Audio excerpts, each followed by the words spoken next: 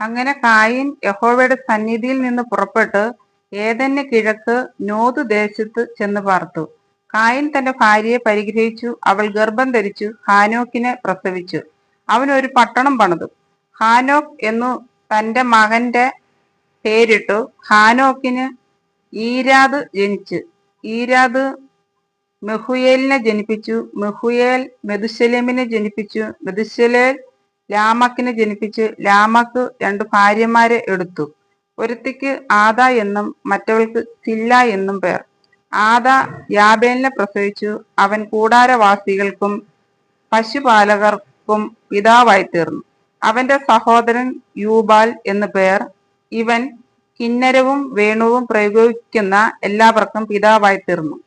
സില്ല തൂബൽക്കയിനെ പ്രസവിച്ചു. അവൻ ചെമ്പുകൊണ്ടും ഇരുമ്പുകൊണ്ടുമുള്ള ആയുധങ്ങളെ തീർക്കുന്നവനായി തീർന്നു. തൂബൽക്കയിന്റെ പെങ്ങൾ നയമ. ലാമക്ക് തന്റെ ഭാര്യമാരോട് പറഞ്ഞത്, ആദയും സില്ലയും ആയുള്ളവരെ, എന്റെ വാക്കു കേൾപ്പീൻ. ലാമക്കിന്റെ ഭാര്യമാരെ, എന്റെ വചനത്തിന് ചെവി തരുവിൻ. എന്റെ മുറിവിന് പകരം ഞാൻ ഒരു പുരുഷനെയും എന്റെ പരിക്കിന് പകരം ഒരു യുവാവിനെയും കൊല്ലും. കായീന് വേണ്ടി 7 ഇരട്ടി പകരം ചെയ്യുമെങ്കിൽ ലാമക്കിന് വേണ്ടി 70 ഇരട്ടി പകരം ചെയ്യും.